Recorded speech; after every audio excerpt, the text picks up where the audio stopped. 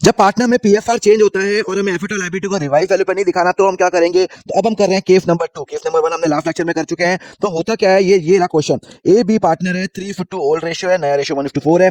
यहाँ पे ये सब लिखा हुआ है। Partner agree that revise value are not to be recorded, मतलब यहाँ पे रेशियो चेंज हो गया। अब हमको एक एडजस्टमेंट एंट्री पास करनी है। तो हम क्या करेंगे, पहले हम सैक्रिफाइसिंग रेशियो निकालेंगे। तो यहाँ पे ओल्ड रेशियो क्या है, ए और बी का फॉर 3:2 है, न्यू क्या है फॉर 1:4 है। तो यहाँ पे सैक्रिफाइसिंग रेशियो निकालो, ओल्ड माइनस न्यू निकालो। ए का निकलेगा 3/5 minus 1/5, 5 common 3 minus 1 is equal to 2/5। Clear है।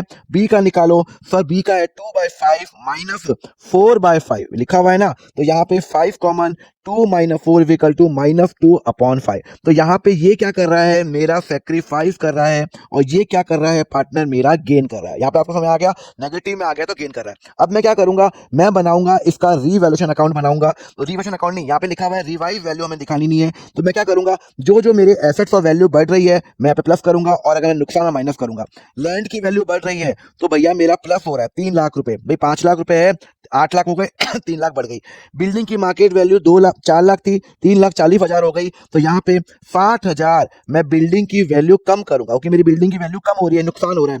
क्रेडिटर 2 लाख का था, मुझे 1,50,000 दिखाना है, तो मेरा फायदा है नुकसान है। अरे यार एक बात बताओ, मुझे पहले 2 लाख देना था, अब 1,50,000 देना, तो 50 का फायदा। तो जो भी मेरा फायदा है वो मैं यहाँ पे दिखा दूंगा। जब मेरा क्रेडिटर डिक्रीज हो रहा है तो मेरा 50,000 का मेरा फायदा हो गया।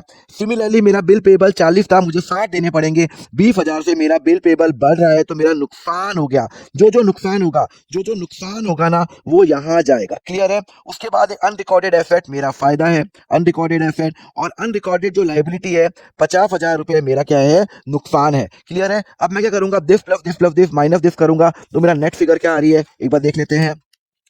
3 lakh plus 50,000 plus 10,000 minus 60,000 minus 20,000 minus 50,000, 2,30,000। अब क्वेश्चन बोल रहा है कि रिवाइज वैल्यू नहीं दिखानी, तो मैं एडजस्टमेंट एंट्री पास करूंगा। गेन पार्टनर डेबिट करूंगा, टू सैक्रिफाइसिंग पार्टनर करूंगा। यहाँ पे कौन सा पार्टनर गेन कर रहा है, बी गेन कर रहा है, तो बी कैपिटल को डेबिट करूंगा।